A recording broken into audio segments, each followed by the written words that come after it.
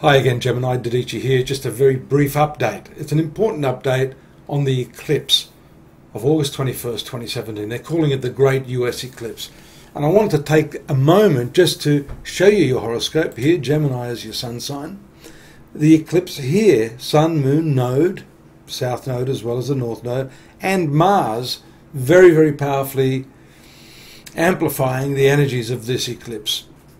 And this is all taking place in your third house, which is the mind, the superficial mind, the conceptual mind, as opposed to the ninth house, which is your spiritual mind, along with this fifth house to some extent relating to that part of your being, which we can see has been activated now for quite a few months by the presence of Jupiter here. So this shutting off of the light, the eclipsing of the sun, has everything to do with this third house, the way you are thinking. We see the sun is ruling this third house as it occurs in Leo. The third sign of your horoscope, Leo, shows us a lot about how you think about things, how you construct your ideas and your reasoning processes.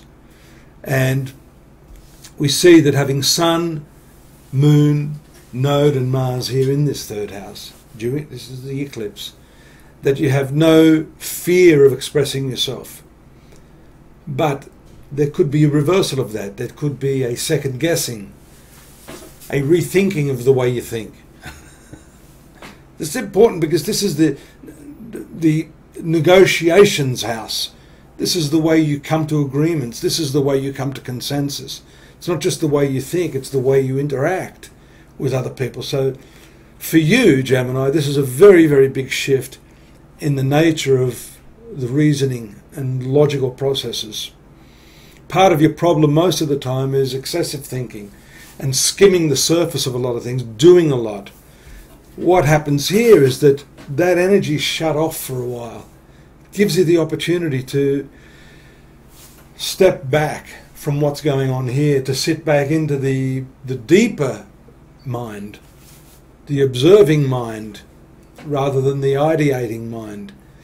And for that reason, especially because it's opposite this ninth house, which is the spiritual mind, that this gives you the opportunity to get a taste of what it's like, to have that fulfillment in terms of being able to express and create from a much, much deeper level, from that infinite pool of creative wisdom, if I could put it that way.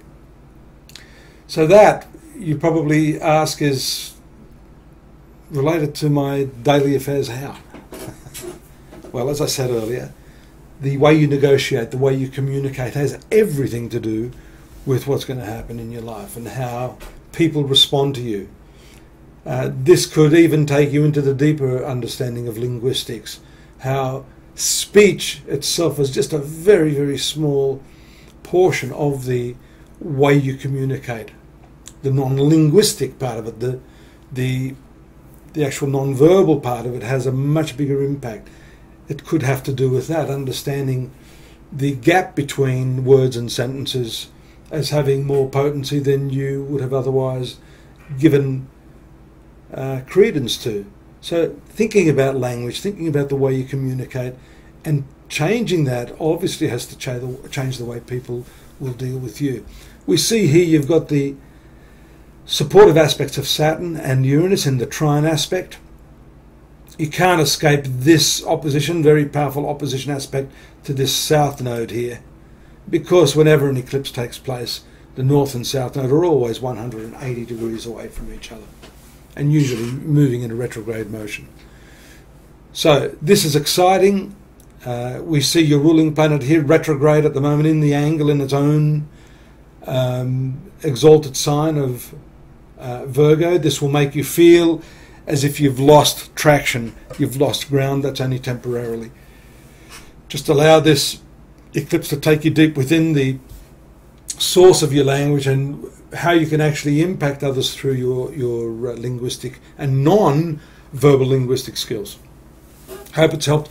Take a look at some of those links I've placed in here for you. That's going to give you a lot more information as well on the general trend of this eclipse and how it's affecting all of us globally. Take care now. Bye-bye.